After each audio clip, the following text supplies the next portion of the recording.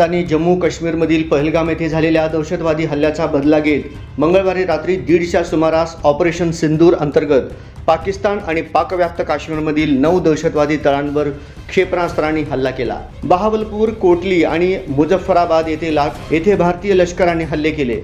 यामध्ये सर्वात मोठा हल्ला बहावलपूर येथे करण्यात आला। या हल्ल्यात दहशतवादी मौलाना मसूद अझहरचा मदरसा पूर्णपणे उद्ध्वस्त झालाय। एका पाकिस्तानी टीव्ही चॅनलने म्हटलंय की बहावलपूरचे संपूर्ण आकाश लालसर दिसत होते। पोलीस आणि बचाव पथके घटनास्थळी पोहोचले आहेत। मोठ्या संख्येने सुरक्षा यंत्रणांचे अधिकारी दाखल झाले आहेत। मदरशावर 4 क्षेपणास्त्रे डागण्यात आल्याची पुष्टी आली आहे। सोशल मीडियावर बहावलपूरमधील विध्वंसाचे व्हिडिओ झपाट्याने व्हायरल होत आहेत। एका युवकाचा व्हिडिओ समोर आला आहे ज्यामध्ये तो म्हणतोय, भारत आणि पाकिस्तानमध्ये युद्ध सुरू झाले आहे।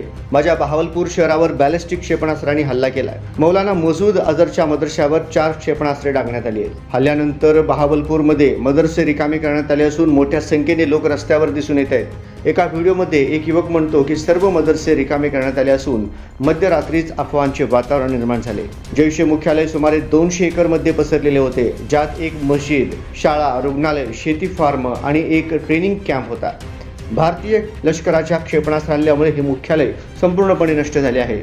सूत्रांच्या माहितीनुसार बहावलपूरसह पीओके मधील मुझफ्फराबाद, कोटली भाग, मुरिदके, गुलपूर, महमुना, जोया आणि बिबर येथे भारतीय फायटर जेट्सने हल्ले केले। सूत्रांनी दिलेल्या माहितीनुसार पहिला क्षेपणास्त्र हल्ला रात्री 12:30 वाजता करण्यात आला। या हल्ल्यात लष्कर-ए-तोयबाच्या अनेक वरिष्ठ नेत्यांचा खात्मा झाला असून हाफिज सईदचा मुलगा ताल्हा सईद याच्या नेतृत्वातील टॉप कमांडर्स मारले गेले आहेत।